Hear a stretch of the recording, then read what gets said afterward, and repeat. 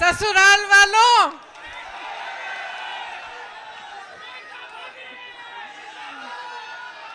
यहाँ आकर बहुत खुशी हुई है और आज इस भारत जोड़ो न्याय यात्रा में भाग लेते हुए मुझे बहुत बहुत खुशी हो रही है, खास तौर से क्योंकि आज इस यात्रा में पहली बार मैं अपने ससुराल वालों के साथ आई हूँ।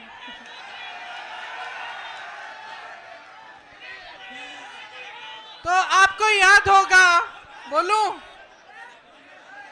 आपको याद होगा मैं 2 साल पहले यहाँ आई थी, याद है? बड़ी मीटिंग हुई थी, बोलने दो भाई। आपको याद होगा 22 में मैं यहाँ आई थी, मीटिंग हुई थी बड़ी। अरे भैया बात सुनने दो, सुनने दो। और रोड शो भी हुआ था। मैं आपसे पूछना चाहती हूँ कि तब से आज तक कुछ बदला है? उस समय चुनाव था विधानसभा का, आपने भाजपा को जिताया, योगी जी को जिताया, 2 साल और उनको मौका मिला है।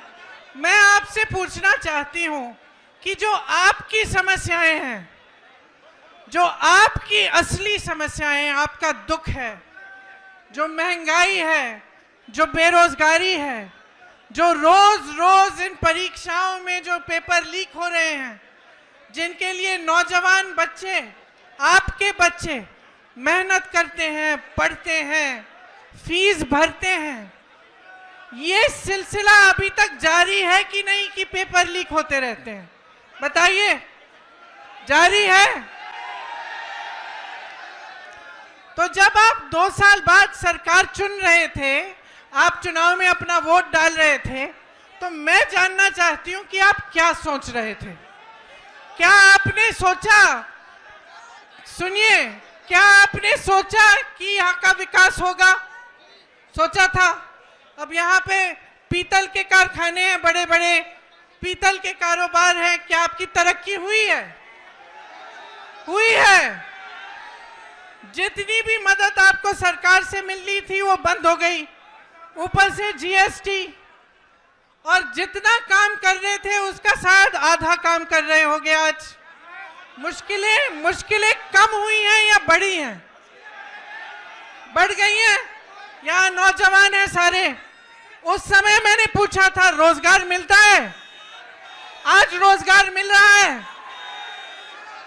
तो ये जो मेहनत कर रहे हो, जो 4-4 बजे सुबह पुलिस में भर्ती होने के लिए दौड़ लगाते हो, तो सेना में भर्ती होने के लिए दौड़ लगाते हो, उसके बाद जब परीक्षा लिखते हो उसके लिए फीस भरते हो, माँ बाप मेहनत करके ट्यूशन में भेजते हैं, ये सब करने के बावजूद क्या होता है? आपको मालूम है कि 28 लाख बच्चों ने, यूपी के 28 लाख बच्चों ने पुलिस का भर्ती का इम्तिहान दिया है।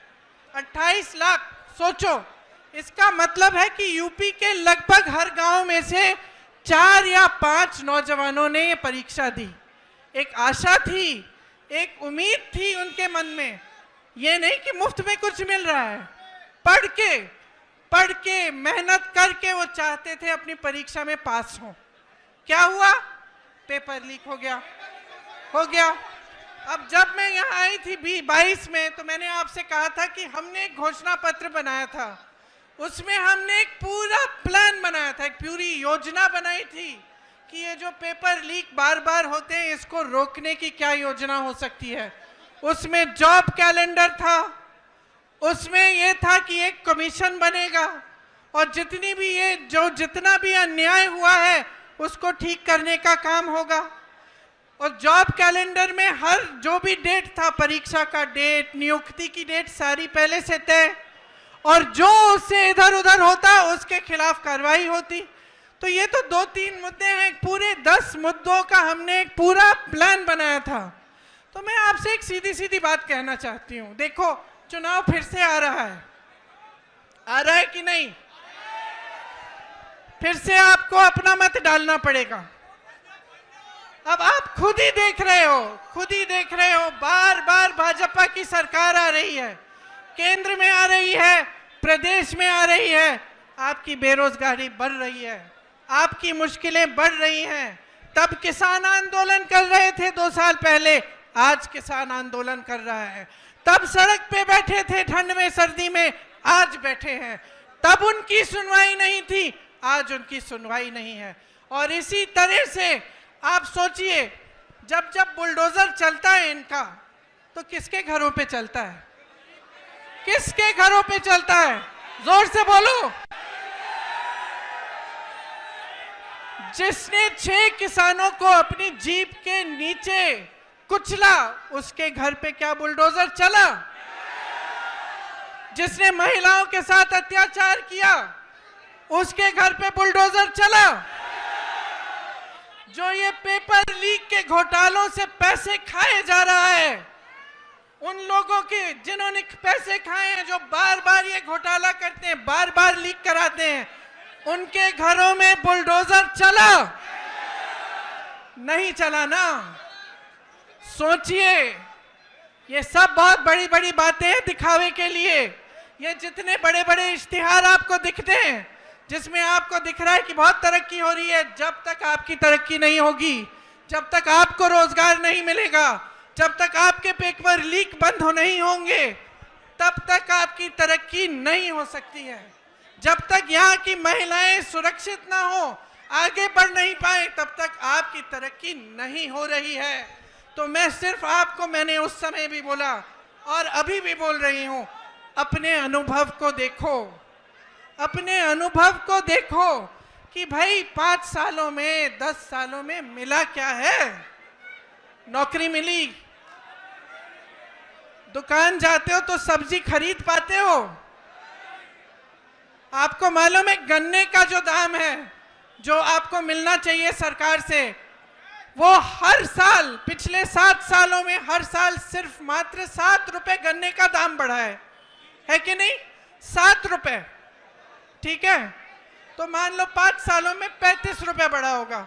और आप जब सब्जी खरीदने जाते हैं तो कितने बढ़ गए दाम? आलू मिलता है, प्याज मिलती है, टमाटर मिलता है, आप जाते हो 3 चीजों को लेने के लिए, घर आते हो 1 लेके। तो भाई देखो, जब तक आपको खुद समझ में नहीं आएगा, जब तक आप अपने अनुभव पर नहीं उतरोगे, तब तक कुछ नहीं बदलने वाला। हम चीखते चिल्लाते जाएंगे, कुछ नहीं बदलेगा। बदलाव तब आएगा जब आप अपनी परिस्थितियों को समझकर अपना वोट डालोगे, जब आप सवाल उठाओगे सरकार से कि मुझे सब्जी क्यों नहीं मिल रही है, इतनी महंगाई क्यों है, मेरा बच्चा पढ़ता है, मेहनत करता है, उसको नौकरी क्यों नहीं मिल रही है।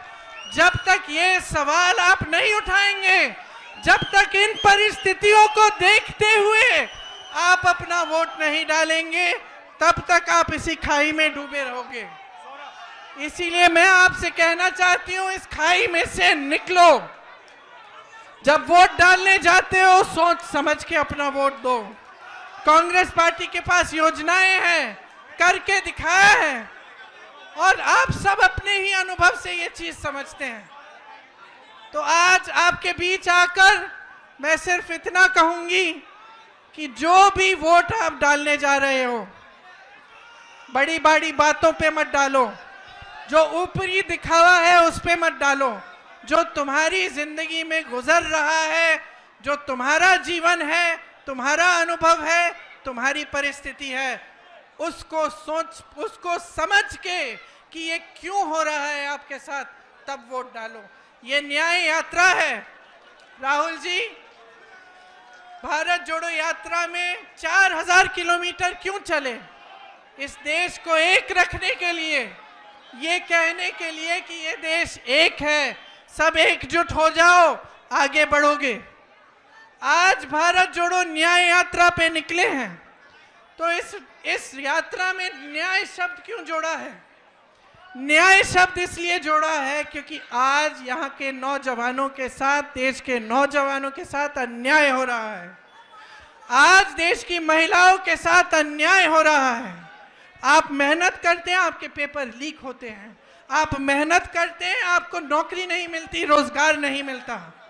आप मेहनत करते हैं, महंगाई का सामना करते हैं, किसानों का जो बकाया होता है वो नहीं मिलता, किसानों के कर्ज माफ नहीं होते, बड़े बड़े उद्योगपतियों के होते हैं। तो देखिए, मैं फिर से आग्रह करूंगी, आज आप इस यात्रा में जुड़ने आए हैं तो हमें देखने नहीं आए हैं, अपनी परिस्थिति को समझने आए हैं। और ये समझने आए हैं कि जब तक आप बदलाव नहीं लाओगे तब तक आपकी परिस्थिति बदलने वाली नहीं है। न्याय का हक मिलने तक।